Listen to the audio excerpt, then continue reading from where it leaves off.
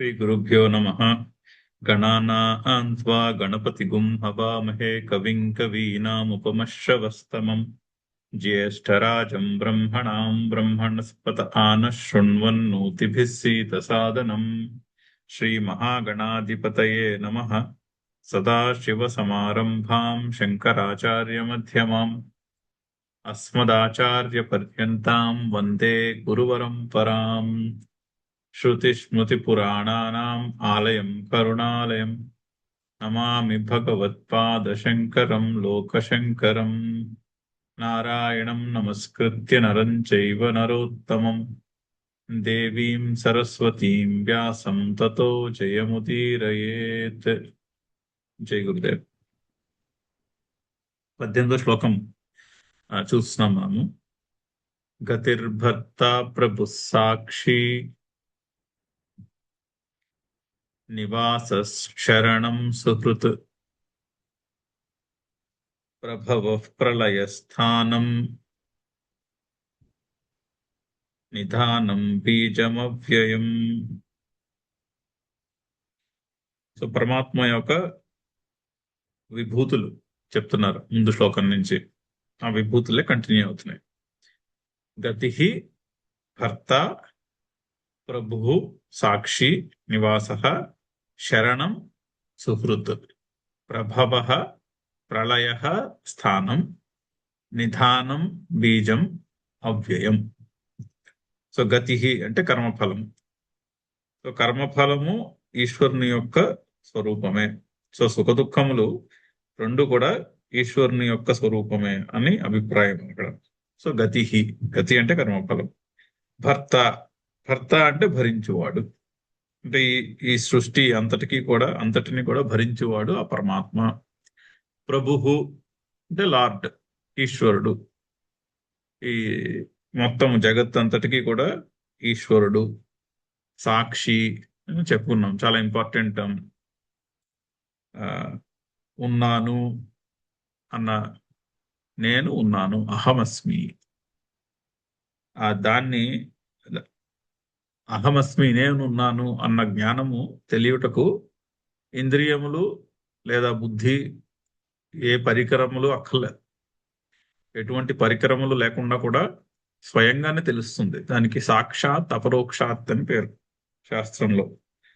So ఆ బ్రహ్మ సాక్షాత్ అపరోక్షాత్ అంటారు. అంటే సాక్షాత్తుగా తెలిసేది, తనంతటా తానే తెలుస్తుంది.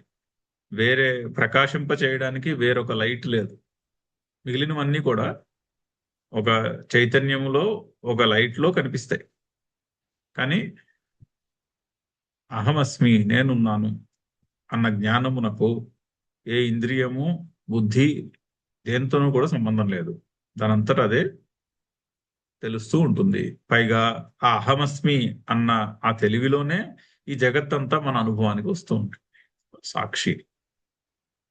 సూర్యుడు బెస్ట్ ఎగ్జాంపుల్, దృష్టాంతం కావాలంటే. సృష్టిలో జరిగే మంచి చెడు అన్ని పనులకు సూర్యుడు సాక్షి. ఆ సూర్యుని యొక్క వెలుగులోనే మంచి పనులు జరుగుతూ ఉంటాయి, అందులోనే చెడు పనులు కూడా జరుగుతూ ఉంటాయి. కానీ రెండిటికి అతీతమై రెండిటికి సాక్షిగా ఉండేవాడు సూర్యుడు. అలాగే సినిమా దృష్టాంతానికి వెళ్తే ప్రొజెక్టర్ లైట్ సాక్షి సినిమాలో. నివాస. సో నివాసం ప్రాణశక్తి. నివాస అంటే ప్రాణశక్తి ఆ ఈశ్వరుడు. పైగా అన్ని ప్రాణులలో కూడా ఒకే ప్రాణశక్తి. ఎందుకంటే నాలో ఉన్న ప్రాణశక్తికి వేరొక జీవిలో ఉన్న ప్రాణశక్తికి బౌండరీ చెప్పలేము. ఇక్కడతో ఈ ప్రాణశక్తి ఆగిపోయి అక్కడి నుంచి వేరే ప్రాణశక్తి మొదలైంది అన్న బౌండరీ చెప్పలేము. అది కంటిన్యూ, అలాగా ముక్కలుగా ఉండదు ప్రాణశక్తి. ఎందుకంటే మనకి కనిపించని జీవులు కూడా ఉన్నాయి కదా. మనకు కనిపించినవే కాదు కదా, మన కంటికి కనిపించిన జీవకోటి బోల్డ్ ఉన్నాయి. సో అందుకని ఆ ప్రాణశక్తిలో ఎన్నో జీవరాశులు ఉన్నాయి. సో అది కంటిన్యూయం, అది ముక్కలుగా ఉండదు. తర్వాత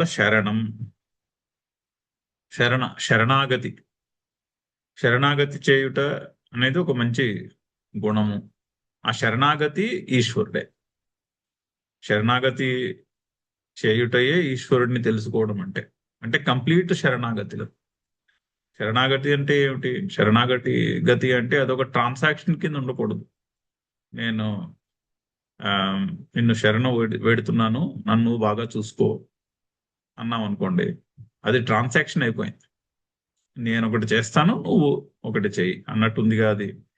ఆ భావమే అలా ఉంది. అలా కాదు. శరణాగతి అంటే ఉన్నది అంతయు కూడా ఆ పరమాత్మయే, చేసే ప్రతి పని కూడా పరమాత్మకు చెందినదే, ప్రతిదీ ఈశ్వరార్పణ బుద్ధితో చేయుట, అది శరణాగతి అంటే. సుహృత్. సుహృత్, మిత్రుడు, రెండు పదాలు సంస్కృతంలో. మిత్రుడు అంటే ఆ ప్రత్యుపకారం యొక్క అపేక్ష ఉంటుంది. ఇప్పుడు మిత్రులు అనుకోండి, ఈ రోజు చాయ్కి డబ్బులు నేను కడితే రేపు పొద్దున్న ఇంకొకడు, నా స్నేహితుల్లో ఇంకొకటి కడతారు. ఈ రోజు నేను కట్టాను కదా, రేపు అతను కడతాడు. సో ఆ ప్రత్యుపకారం యొక్క అపేక్ష ఉంటుంది. అది మిత్రుడు అంటే. సుహృత్ అంటే ప్రత్యుపకారం యొక్క అపేక్ష ఉండదు. అలా మనం జీవితంలో చాలాసార్లు చేస్తాం. మనము చేస్తాము, మనకి కూడా ఇతరులు అలా చేసినటువంటి అంటే అనుభవం ఉండే ఉంటుంది. సో ప్రత్యుపకారం లేకుండా చేసే సహాయం ఎక్కడైతే ఉందో అది ఈశ్వరుని యొక్క స్వరూపం. ఈశ్వరుడు ఈ జగత్ అంతటికీ కూడా ఉపకారం చేస్తున్నాడు, ప్రత్యుపకారాన్ని ఆశించుకుంటాను. ఇప్పుడు ఈశ్వరుడు మనం వెళ్ళి గుడికి వెళ్ళి పూజ చేయాలని ఈశ్వరుని ఏమి ఆయన ఎక్స్పెక్ట్ చేయడుగా. ఎక్స్పెక్ట్ చేస్తే ఆయన ఈశ్వరుడు కాదు. అలా అటువంటి ఎక్స్పెక్టేషన్ ఉంటే అప్పుడు ఈశ్వరుడు ఎలా అవుతాడు? అది మనలాగే కోరికున్న ఇంకొక పెద్ద ఆయన అవుతాడు. సో ఈశ్వరుడు మనమేదో గుడికెళ్ళి ఆయనకి ఏదో చేసి పెట్టాలి అన్న అపేక్ష ఏమి ఉండదు. అనుగ్రహిస్తాడు అంతే, కానీ నో అపేక్ష. అని మనం అలా అనుకుంటాం. అనుగ్రహం కొరకు ఏదో చేయాలి అని రిలీజియన్ లో అలా చెప్తారు, అంతేనే కానీ అది ఒక పర్టికులర్ కట్టుబాటు అలవాటు చేయడానికి చెప్తున్నటువంటి మాటే గాని నిజంగా ఈశ్వరునికి అపేక్ష ఉంటుందో చెప్పండి? ఉండదు. సో ఈశ్వరుడు సుహృత్.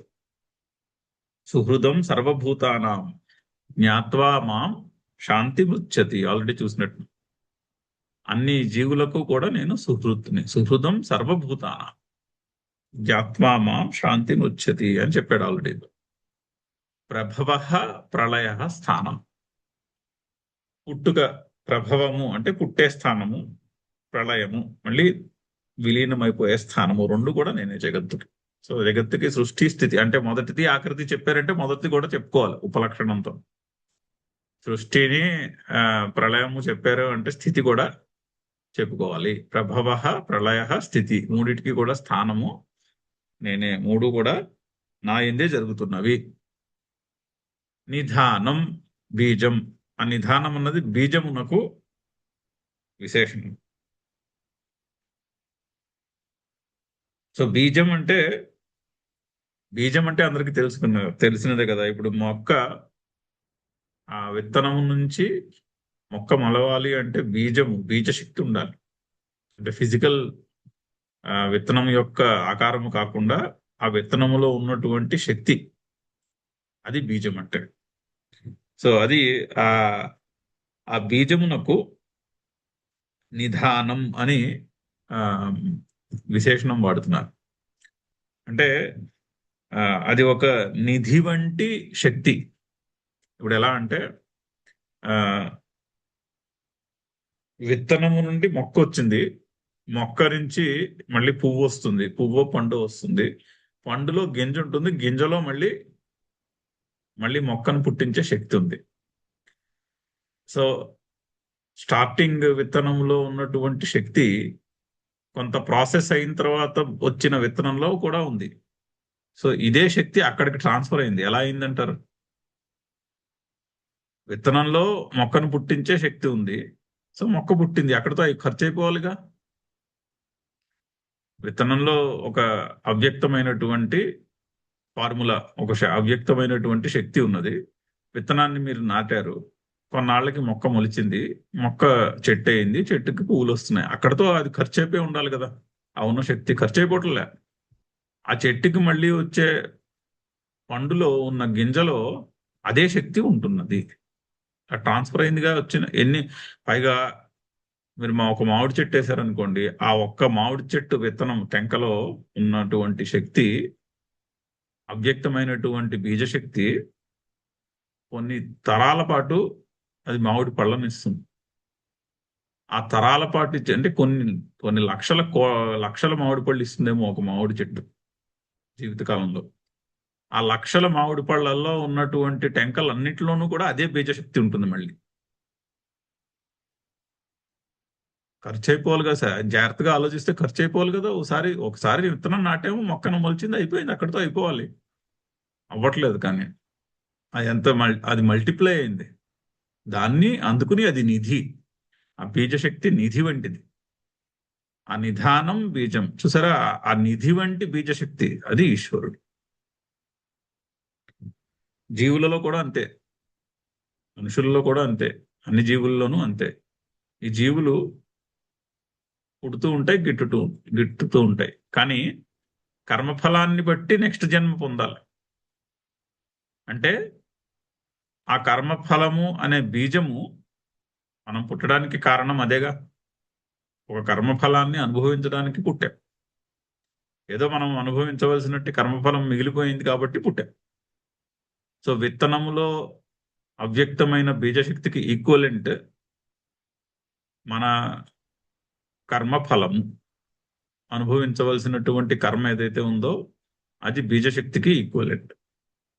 ఆ కర్మఫలము ఆ ఖర్చు అయిపోవట్లేదు కదా. కానీ ఎందుకంటే అన్లెస్ జ్ఞానం వస్తేనే కానీ ఈ జన్మ అయిపోయిన తర్వాత మళ్ళీ పుడతాం, ఆ జన్మ అయిపోయిన మళ్ళీ పుడతాం, అలా మళ్ళీ పుడుతూ ఉంటాం.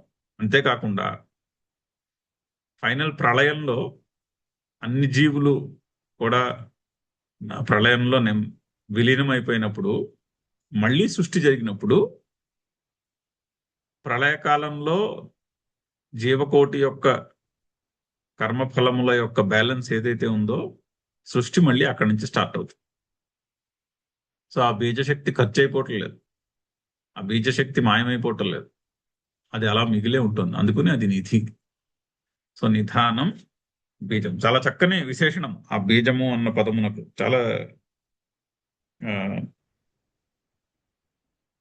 చాలా సూక్ష్మమైనటువంటి విశేషణము. అది అవ్యయం. అది అంత తొందరగా ఖర్చు అయ్యేది కాదు, మారదు, మారనిది. ఆ బీజం, నిధానం, బీజం. ఇప్పుడు మనకి ఈ కర్మఫలము దగ్గరికి వచ్చేసరికి చిత్రగుప్తుడు, యముడు అని రెండు క్యారెక్టరైజేషన్స్ ఉన్నాయి పురాణంలో. చిత్రగుప్త అంటే గుప్తము అంటే అది సీక్రెట్, తెలియదు ఎలా పనిచేస్తుందో. చిత్రము అంటే నానా విధాలుగా ఉంటుంది, నానా రకాలుగా ఉంటుంది. సో నానా రకాలుగా ఉండి గుప్తము, సీక్రెట్ గా ఉండేది, రహస్యంగా ఉండేది చిత్రగుప్త. అదే కర్మఫలం. ఎందుకంటే చిత్రగుప్తుడు అనే క్యారెక్టర్ కి ఆ పుస్తకంలో కర్మఫలాల లిస్ట్ రాసుకుంటూ ఉంటాడు. అలా చిత్రీకరించారు. అలాగే యముడు కూడా. యమహ అంటే యమయతి ఇది యమహ, అంటే ఎవరికి అందవలసినటువంటి కర్మఫలాన్ని వారికి అందేటట్టు చేసేవాడు. అందుకని యముడు. ఆ కర్మఫలములు అందుట అంటే ఈ జన్మ అయిపోయిన తర్వాత ఇంకొక జన్మ ఎత్తాలంటే ఇది అయిపోవాలిగా. ముందు కర్మఫలాన్ని అనుభవించడానికి వేరే జన్మ ఎత్తాలి అంటే ఈ జన్మ అయిపోవాలి. ఇప్పుడు పుణ్యము యొక్క బ్యాలెన్స్ బాగా నిండింది అనుకోండి, స్వర్గంలో పుట్టి ఆ పుణ్యాన్ని అనుభవించాలంటే పుణ్యలోకంలో పుట్టి ముందు ఈ జన్మ అయిపోవాలి కదా.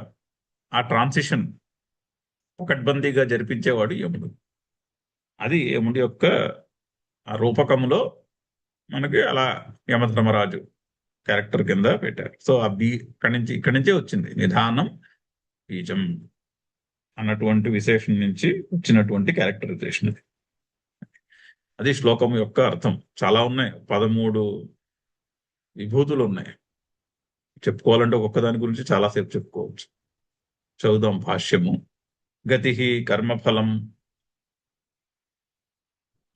భర్త పోష్ట అంటే పోషించువాడు, ప్రభు స్వామి తెలిసిందే, ప్రభు అంటే స్వామి ఈశ్వరుడు, సాక్షి ప్రాణినాం కృతాకృతస్య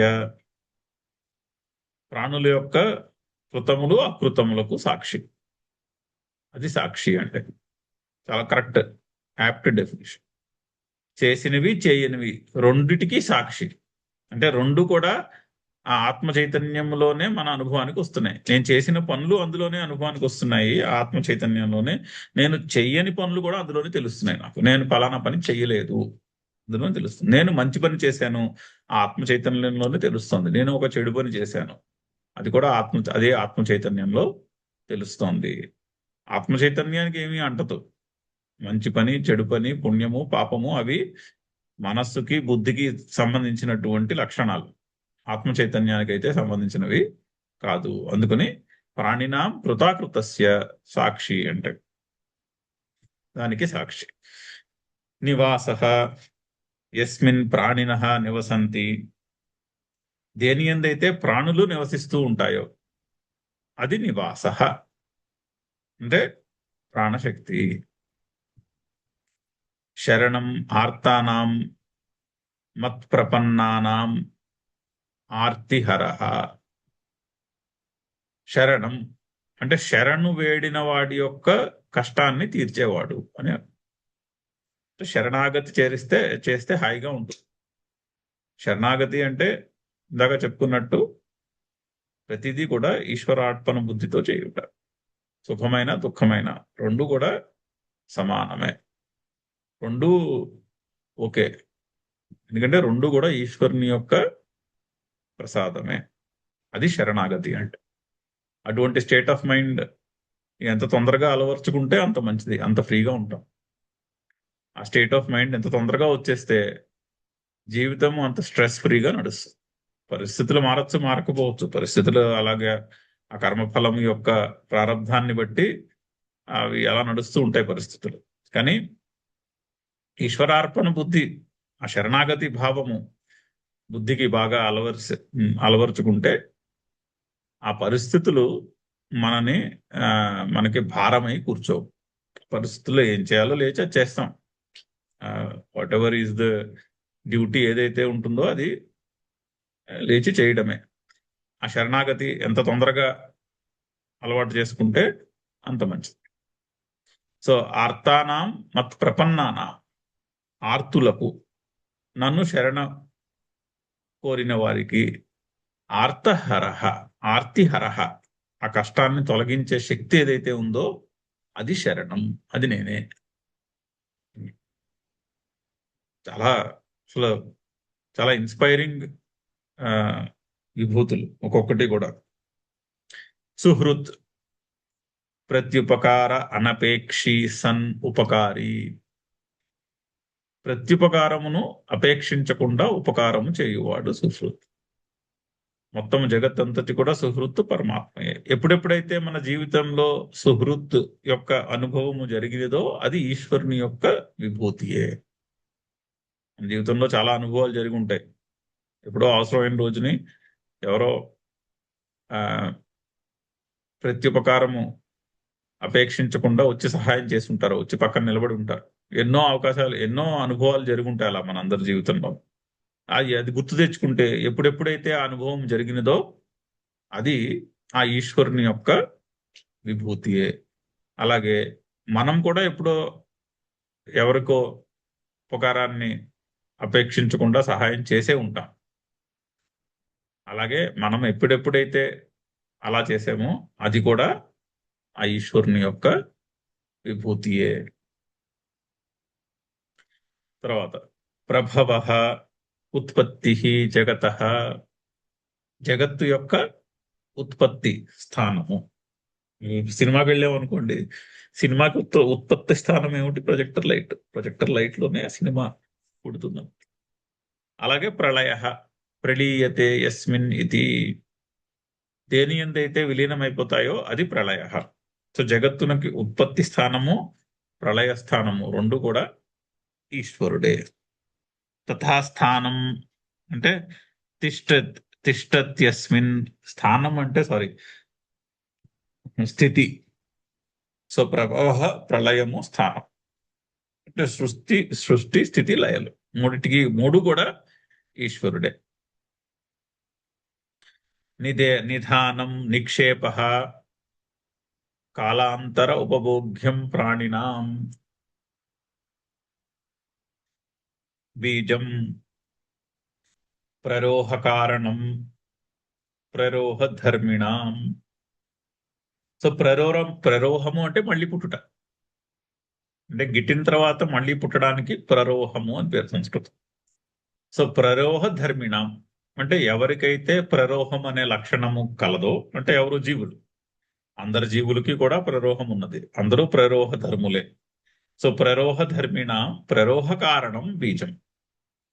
మళ్ళీ పుట్టే లక్షణం కలవారిలో మళ్ళీ పుట్టడానికి కారణము బీజం.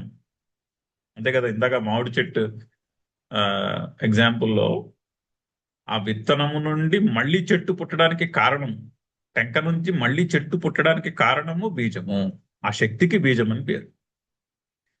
కానీ ఇక్కడ నిధ్యానం అంటారు, నిక్షేప కాలాంతర ఉపభోగ్యం అంటే కాలాంతరములో అనుభవానికి వచ్చేటటువంటి మళ్ళీ పుట్టుటకు కారణమైనటువంటిది బీజశక్తి అని అర్థం. కాలాంతర ఉపభోగ్యం ప్రాణినాం కాలాంతర ఉపభోగ్యం ప్రరోహ కారణం బీజం. అది ఆ ప్రాణినాంకి అంటే సంస్కృతంలో శంకర్లు వాక్యాలు జంబుల్డ్ ఫార్మ్ లో రాస్తారు. వాటిని మనము ఎప్పటికప్పుడు వాటిని రీఆర్గనైజ్ చేసుకుంటూ ఉండాలి, విభక్తులు బట్టి ఆర్గనైజ్ చేసుకోవాలి. ప్రాణినాం షష్ఠి బహువచనము, ప్రరోహ ధర్మిణాం షష్ఠి బహువచనం, ఆ రెండు కూడా అక్కడ విశేషణ విశేష భావం ఉంటుంది. ఒకటి అడ్జెక్టివ్ అని అర్థం.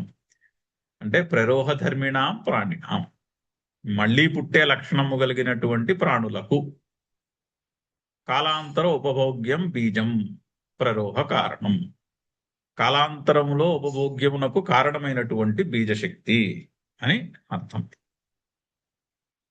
ఒక్క నిమిషం.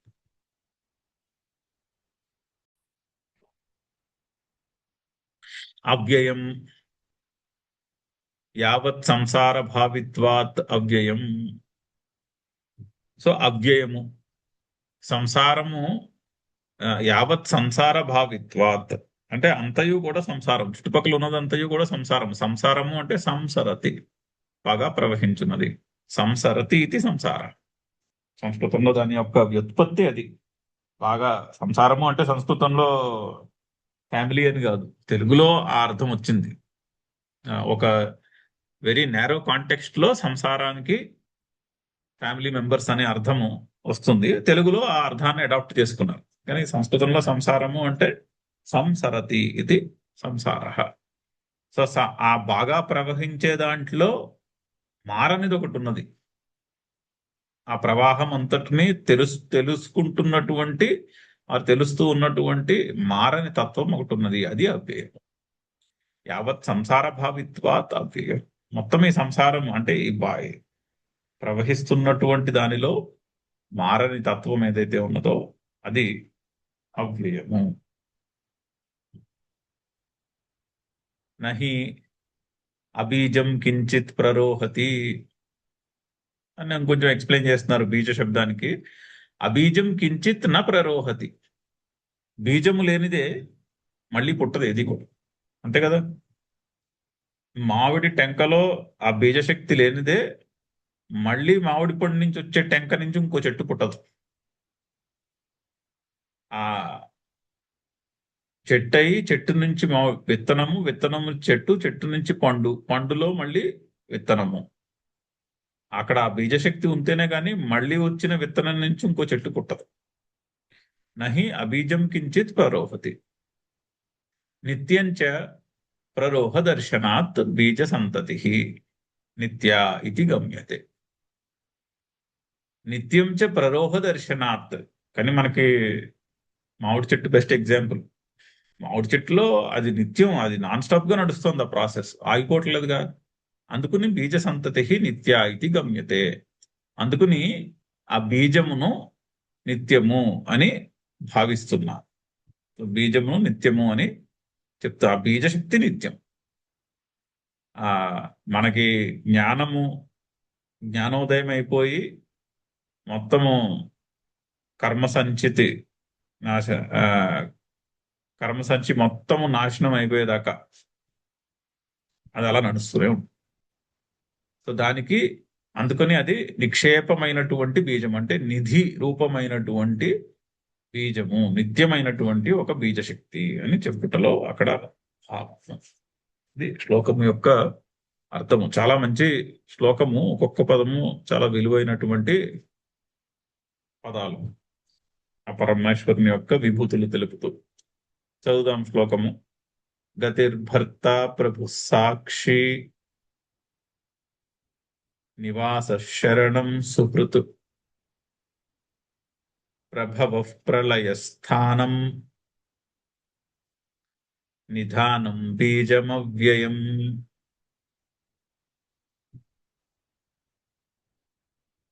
తపామ్యహమహం వర్షం నిగృహ్ణామ్యుత్సృజామి చ అమృతం చైవ మృత్యుశ్చ సదసచ్చాహమర్జున. కించ అంటే ఇంకా అదే నడుస్తోంది. ఇంకా ఇంకొన్ని చెప్పవలసి ఉన్నది, మరికొన్ని విభూతులు. తపామి అహం, అహం వర్షం, నిగృహ్ణామి ఉత్సృజామి చ అమృతం చ ఏవ మృత్యుః చ సదసత్ చ అహం అర్జున. చాలా చాలున్నాయి. చ అంటే ఎండ్ అని, మరియు అని. సో తపామి వర్షం, నిగృహ్ణామి ఉత్సృజామి. సో తపామి, నిగృహ్ణామి, వర్షం నిగృహ్ణామి ఉత్సృజామి. అది తపామి అంటే తపింప చేయునది, తపింప చేయునది నేను అంటున్నాడు. ఆ ఈశ్వరుని యొక్క విభూతి ఈ సృష్టిలో అంతయు కూడా తప్పింపబడుతున్నదిగా. అంటే సూర్యుడు ఉన్నాడు అనుకోండి, సూర్యుడు ఏమిటి, భగభగ మండే ఒక గోళం, అంటే తప్పింపజేసే గోళము కదా. తాపమును ఆ పంచుతున్నాడు, తాపాన్ని పంచుతున్నటువంటి గోళము సూర్యుడే కాదు, మొత్తము బ్రహ్మాండములో ఉన్న నక్షత్రాలన్నీ కూడా భగభగ మండే గోళములే కదా. ఆ భగభగ మండే గోళములు ఆ వలన ఈ సృష్టిలో ఆ వేడి నడుస్తున్నది. ఆ సృష్టిలో వేడికి కారణం అది. ఆ వేడి ఉంటేనే కానీ సృష్టి జరగదుగా. ఇప్పుడు మన శరీరంలో కూడా వైశ్వానరాగ్ని అంటే మెటబాలిక్ ఫైర్ ఉండాలి మన శరీరంలో. ఆ మెటబాలిక్ ఫైర్ ఉంటేనే శరీరం నడుస్తుంది. అహం వైశ్వానరో భూత్వా అని ఆల్రెడీ చెప్పాడు. ఆ వైశ్వానరాగ్ని నేను అని అదే చెప్తున్నారు. బాహ్యముగా ప్రపంచంలో చూస్తే సూర్యుడు, నక్షత్రముల యొక్క తాపము. ఆంతరంగికంగా చూస్తే మన శరీరంలో చూస్తే శరీరంలో ఉన్నటువంటి వైశ్వానరాగ్ని, రెండిటికి ఏమి తేడా లేదు. ఆ తాపమే ఇక్కడ తాపమై ఉన్నది. అదే మహాశక్తి బయట సృష్టిలో అంతా సూర్యుడిని యొక్క తాపము వలె మనకి కనిపిస్తున్నది.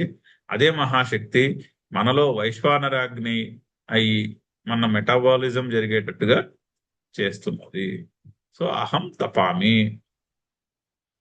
తపింప చేసే శక్తి నేను. సో తాపానికి ఆపోజిట్, వేడికి ఆపోజిట్ ఏమిటి, వర్షం.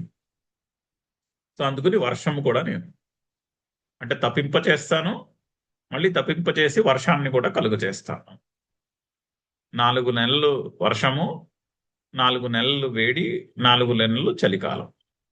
సో 8 నెలల పాటు వర్షం లేకుండా ముందు వేడి చేసి ఆ నీటిని ఆవిరిగా మార్చి ఆ ఆవిరిని మేఘాల్లో పట్టుకుని కూర్చుని 4 నెలల పాటు మేఘాల నుండి వర్షం కురిసేలా చేస్తాను. అది నిగృహ్ణామి ఉత్సృజామి అంటే. తాపమును ఉత్సృజామి, తాపమును పెంచి 4 నెలలు, పెంచిన తాపం వలన నీళ్లు ఆవిరై మేఘములో నిగృహ్ణామి, వర్షాన్ని పడకుండా పట్టుకుని తర్వాత 4 నెలలు వర్షం కురిపిస్తా. ఉత్సృజామి మళ్ళీ 8 నెలల పాటు కలెక్షన్, వాటర్ కలెక్ట్ చేసి మేఘాల్లో కన్సాలిడేట్ చేసి రెడీగా ఉంచడం. మళ్ళీ వర్షాకాలం వచ్చిన వెంటనే 4 నెలల పాటు ఆ వర్షాన్ని కురిపించడం. ఈ సైకిల్ నేనే అంటున్నాను. ఆ సైకిల్కి కారణమైనటువంటిది నేను. వర్షం పడితే ఎంతో హాయిగా ఉంటుంది. వర్షం పడినప్పుడల్లా ఆ ఈశ్వరుణ్ణి గుర్తు చేసుకోవచ్చు. ఇది ఈశ్వరుని యొక్క విభూతియే. ఎందుకంటే దానికి ఎంత ప్రిపరేషన్, ఆ వర్షం పడడానికి, ఆ మాన్సూన్ అలా రావాలంటే, టైంకి మాన్సూన్ రావాలి అంటే టైంకి ఎండలు రావాలి. ఎండలు వచ్చి టైంకి క్లౌడ్స్ ఫార్మేషన్ జరిగి ఆ క్లౌడ్స్ ట్రావెల్ చేసి మన మన ఏరియాకి వచ్చి వర్షం కురిపించాలి. ఎంత ప్రాసెస్ నడుస్తుంది అది పకడ్బందీగా. ఎంత ప్రాసెస్ నడిస్తే ప్రతి వర్షాకాలంలోనూ టైంకి వచ్చి వర్షాలు పడతాయి. టైంకి వచ్చి వర్షాలు పడుతున్నాయి అంటే అది ఈశ్వరుని యొక్క తాపము వలనే. ఆ 8 నెలల పాటు ఆ తాపము నడిస్తే అలాగా కరెక్ట్ పాళ్లల్లో వేడి ఎక్కువైనా పడవు వర్షాలు, వేడి తక్కువైనా. వేడి ఎక్కువైపోతే అకాలంగా వర్షాలు వచ్చేస్తాయి. మేఘాలు తొందరగా నిండిపోతే ఆకాశంలో వర్షాలు తొందరగా వచ్చేస్తాయి. వేడి తక్కువైతే రావాల్సిన టైంకి కంటే చాలా లేటుగా వస్తాయి వర్షాలు. రెండు కూడా యాక్సెప్టబుల్ కాదు మనిషికి, మనకే కాదు అందరికీ. టైంకి వర్షాలు వస్తే బాగుంటుంది, పడాలి. లేకపోతే పంటలు పండవు, ఎన్నో ప్రాబ్లమ్స్ వస్తాయి. సో అహం తపామి అహం వర్షం నిగృహ్ణామి అహం వర్షం ఉత్సృజామి చ. చదువు. నెక్స్ట్ది అమృతం అండ్ మృత్యువు.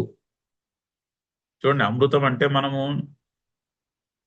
ఇక్కడ పురాణంలో చెప్పిన అమృతం కాదు. పురాణంలో అమృతము ఈజ్ ఎ లాంజివిటీ డ్రింక్. అది ఒక లిక్విడ్. దాన్ని సుధా అంటారు. అంటే సముద్ర మథనంలో ఒక లిక్విడ్ పుట్టినది. ఆ లిక్విడ్ కి సుధా అని లేదా అమృతం అని పేరు. అది కాదు చెప్తున్నది ఇక్కడ. అమృతము, అమృతానికి అందుకనే అది క్లారిఫికేషన్. కానీ దానికి నెక్స్ట్ ఇమీడియట్ గా దాని పక్కనే దాని ఆపోజిట్ ఉంది. అమృతానికి ఆపోజిట్ మృతము, మృత్యు. సో అమృతము అంటే దేహాభిమానము లేకపోవుట, అదే అమృతం. నేను ఫలానా దేహము అనుకున్నవాడు ప్రతివాడు కూడా ఇట్టుతాడు, చనిపోతాడు కదా. సో అది మృతులు. సో అజ్ఞానులు. దేహాభిమానమే మృత్యువు. దేహాభిమానమునకు మించిన మృత్యువు లేదుగా. మృత్యువుకి కారణము దేహాభిమానం. నేను ఫలానా శరీరముతో కూడుకున్నటువంటి మనిషిని అనుకుంటే ఏదో ఒక రోజు ఆ శరీరము రాలిపోవలసిందే. అలా అది మృత్యు అంటే ఏమైంది? దేహాభిమానం అనే అజ్ఞానము మృత్యువునకు కారణమైనది. జ్ఞానోదయం అయిపోయింది అనుకోండి, మనోబుద్ధి అహంకార చిత్తాని నా అహం, అది అర్థమైపోయింది అనుకోండి, అప్పుడు మృత్యువు లేదుగా. అప్పుడు నేను అమృతుడా. శరీరం రాలిపోవచ్చు, శరీరం యొక్క ప్రారంధం అయిపోయి శరీరం రాలిపోవచ్చు, కానీ నాకు ఆ రాలిపోయినటువంటి శరీరంతో తాదాత్మ్యము లేదు, ఐడెంటిఫికేషన్ లేదు. సో అది అమృతం. దానికి ఆపోజిట్ మృత్యు. రెండు కూడా నేనే. రెండు కూడా ఆ పరమాత్మ యొక్క విభూతియే. అలాగే సదసత్ చ అర్జున అహం అర్జున. సత్ అసత్. సత్ అంటే రెండు అర్థాలు చెప్పుకోవచ్చు. సత్ అంటే ఉనికి, ఉన్నాను, అహమస్మి. అహమస్మి అనే జ్ఞానం, అది సత్. దానికి సత్ అని పేరు శాస్త్రంలో. అయితే లేకుండా అంటే ఒక వస్తువు ఉన్నది అన్న అనుభవము ఆ చైతన్యంలోనే అనుభవానికి వస్తోంది. అహమస్మి అనే చైతన్యంలో అనుభవానికి వస్తోంది. అలాగే ఒక వస్తువు లేదు, టేబుల్ మీద ఘటము లేదు అని అభావము అనుభవానికి వచ్చింది అనుకోండి, అప్పుడు కూడా ఆత్మ చైతన్యంలోనే అనుభవానికి వస్తోందిగా. అహమస్మి అనే చైతన్యంలోనే అనుభవానికి వస్తుంది. సో సత్ అసత్. సత్ అంటే ఇక్కడ మేనిఫెస్ట్, అసత్ అంటే అన్మానిఫెస్ట్. సత్ అంటే ఉండుట, అసత్ అంటే లేకపోవుట. ఒక వస్తువు ఉండుట, ఆ వస్తువు లేకపోవుట, రెండు కూడా అదే ఆత్మ చైతన్యంలో తెలుస్తున్నాయి. ఇంకొకలా చెప్పుకోవాలంటే సతసత్తులకి కారణ కార్యములు, కార్యము కారణము అని పేరు. సత్ కార్యము అంటే మేనిఫెస్ట్, దానికి సత్ అని పేరు. ఈ సృష్టిలో మేనిఫెస్ట్ అయిన వాటన్నిటికీ సత్ అని పేరు. అలాగే అన్మానిఫెస్ట్, అది కారణం. సో మేనిఫెస్ట్ కి అన్మానిఫెస్ట్ కారణం. ఎలాగా? ఇందాక మనము మామిడి టెంక ఎగ్జాంపుల్ చెప్పుకున్నాం. మామిడి టెంకలో ఉన్న బీజశక్తి లేదు అంటే కనిపించదుగా కంటికి, దాన్ని అసత్ అంటారు ఆ ఒక కాంటెక్స్ట్ లో, వేదాంతంలో. అన్మానిఫెస్ట్, అవ్యక్తము, దానికి అసత్ అని పేరు. ఆ అది కారణము, అంతేగా. ఆ అవ్యక్తమైనటువంటి బీజశక్తి కారణము. చెట్టు కార్యము, చెట్టు ఉన్నది అనొచ్చు, ఎదురుకుండా కనిపిస్తోంది, అది సత్. సో అలాగా మేనిఫెస్ట్ అండ్ అన్మానిఫెస్ట్ కూడా ఈ పదాలు వాడతారు. సో రెండు కూడా నేనే, అంటే రెండు నేను అంటే అక్కడ భావం ఏంటి? రెండు కూడా నా చైతన్యంలోనే అనుభవానికి వస్తూ ఉంటాయి. పైగా చాలా సైంటిఫిక్ ఇది. ఫిజిక్స్ లో కూడా ఎలక్ట్రాన్ వేవ్ పార్టికల్ డ్యూయాలిటీ అంటారు. వేవ్ కాదు, పార్టికల్ కాదు, రెండిటి ఫామ్ లోనూ ఉంటుంది. ఏది వేవ్ అని చెప్పలేరు, అది పార్టికల్ అని చెప్పలేరు, రెండు ఉంటాయి. కానీ అబ్జర్వర్ ఉన్నప్పుడు అది పార్టికల్ అవుతుంది. ఒక అబ్జర్వర్ అంటే ఒక చైతన్య పురుషుడు ఉండాలి, తెలుసుకునే ఒక చైతన్యం ఉన్న వ్యక్తి ఉండాలి. అప్పుడు ఆ ఎలక్ట్రాన్ ఒక పదార్థం యొక్క రూపాన్ని పొందుతుంది. పొందదు, యాక్చువల్లీ వివర్తవాదం కదా ఇక్కడ మనకి. పొందదు, పొందినట్టు అనిపిస్తుంది. సైన్స్ కూడా అదే చెప్తుంది. ఓ మంచి ఫిజిషియన్ యొక్క సారీ ఫిజిషియన్ కాదు, ఫిజిక్స్ ప్రొఫెసర్ యొక్క స్టేట్మెంట్. 35 years మ్యాటర్ గురించి రీసెర్చ్ చేసి మ్యాటర్ లేదు అని నేను తెలుసుకున్నానని ఆయన వాక్యం. వేదాంతము ఇదే చెప్తుంది. నేను 35 ఏళ్ల పాటు ఫిజిక్స్ మీద, మ్యాటర్ గురించి, పదార్థముల గురించి పరిశోధన చేసి నేను తెలుసుకున్నాను. ఏమిటి తెలుసుకున్నట్టు ఆయన? మ్యాటర్ అనేది లేదు, ఉన్నట్టు అనిపిస్తుంది. వివర్తవాదం. So electron wave particle duality అంటారు, అందులో కూడా వివర్తవాదమే. అట్లా ఎలక్ట్రాన్ సడన్ గా వేవ్ నుంచి పార్టికల్ కి కొలాప్స్ అయినట్టు అనిపిస్తుంది. ఎప్పుడు? ఒక చైతన్య పురుషుడు ఉన్నప్పుడు. ఈ సదసత్తు కూడా అంతే. ఈ సదసత్తులు రెండు ఆ చైతన్య శక్తిలోనే అనుభవానికి వస్తాయి. అన్మానిఫెస్ట్ మేనిఫెస్ట్ అవ్వాలి. అది అసత్తు నుంచి సత్తు పుట్టుట. ఒకటి కారణము, రెండు కార్యము. ఈ రెండు కారణ కార్యములకు సదసత్తులని పేరు. రెండు కూడా ఈశ్వరుడే, అంటే రెండు కూడా ఈశ్వరుని యొక్క విభూతియే. ఆ ఈశ్వర శక్తిలోనే, మన చైతన్యములోనే మన అనుభవానికి వస్తూ ఉంటాయి. చదువుదాం శ్లోకం ఇంకొకసారి. తపామ్యహమహం వర్షం నిగృహ్ణామి ఉత్సృజ్యామి చ అమృతం చైవ మృత్యుశ్చ సతసచ్చాహమర్జున. ఓం పూర్ణమదః పూర్ణమిదం పూర్ణాత్ పూర్ణముదచ్యతే పూర్ణస్య పూర్ణమాదాయ పూర్ణమేవావశిష్యతే. ఓం శాంతి శాంతి శాంతి. హరి ఓం.